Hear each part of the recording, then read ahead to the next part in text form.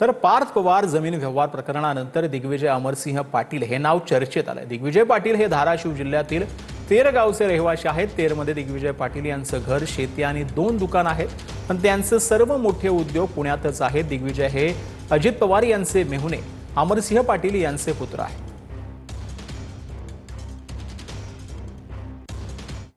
तर पुण्याच्या तहसीलदारांचं निलंबन पार्थ पवार प्रकरणात नाही असं हर्षवर्धन सकपाळ यांनी म्हटलंय। तहसीलदाराला अटक केल्याचं सांगत प्रकरण दडपण्याचा प्रयत्न होत असल्याचं देखील सांगण्यात येते। शासकीय मालकीची जागा खासगी व्यक्तीला दिल्याप्रकरणी हे निलंबन असल्याचं सकपाळांनी म्हटलं।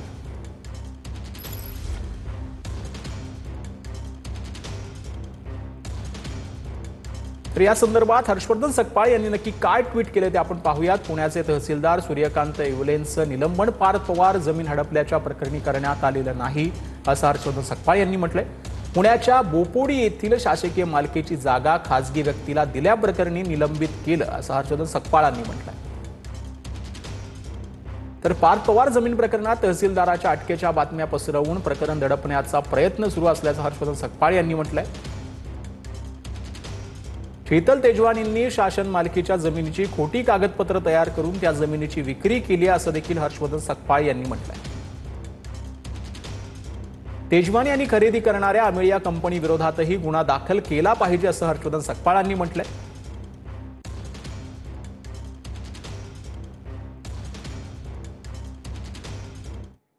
तर मिल बाटके खाओगे असं धोरण ठरलंय का असा सवाल आनंद दवेंनी केलेला आहे।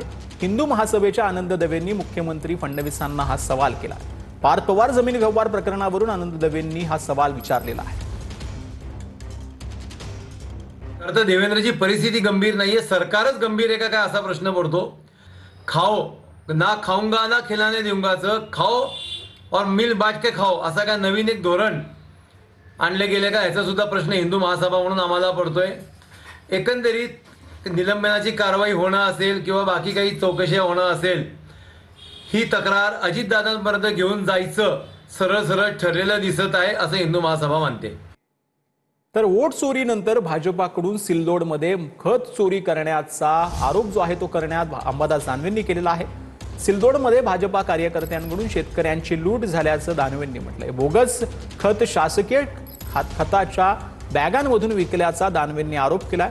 250 रुपयांचं खत 1,150 रुपयांना विकल्याचा प्रकार जो आहे तो समोर आल्याचं अंबादास दानवेंनी म्हटलंय। खत जिहाद करणारा भाजपचा कार्यकर्ता नक्की कोण असा सवाल देखील अंबादास दानवेंनी केला।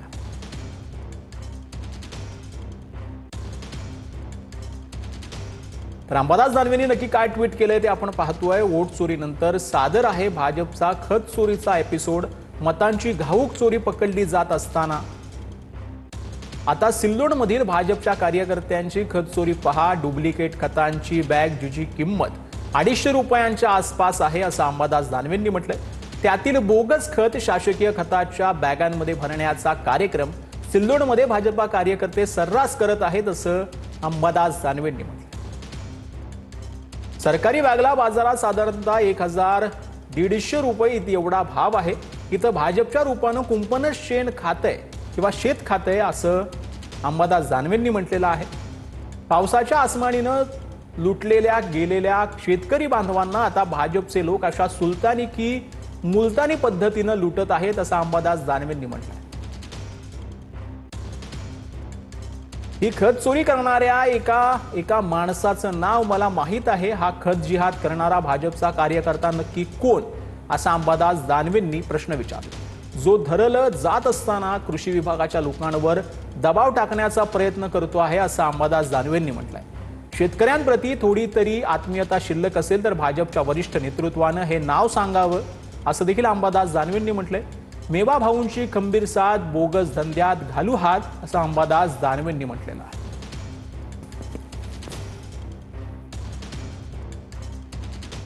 तर कालपासून उद्धव ठाकरेंचा मराठवाडा दौरा सुरू आहे आणि या दौऱ्यामध्ये उद्धव ठाकरेंनी सरकारवरती निशाणा साधलाय। फडणवीसांनी शेतकऱ्यांना दिलेल्या आश्वासनांची क्लिप उद्धव ठाकरेंनी ऐकवलेली आहे। तर उद्धव ठाकरे घराबाहेर पडले याचा आनंद आहे असा टोला मुख्यमंत्री देवेंद्र फडणवीसांनी लगावला। तर उद्धव ठाकरेंनी नांदेडच्या लोहा तालुक्यातील पारडी गावामध्ये शेतकऱ्यांशी संवाद साधला। यावेळेला उद्धव ठाकरेंसमोर एका शेतकऱ्यानं आपली व्यथा गाण्यातून मांडली। अजित पवारांच्या राष्ट्रवादीचे आमदार प्रताप पाटील चिखलीकर यांच्या मतदारसंघात उद्धव ठाकरेंनी दौरा केला।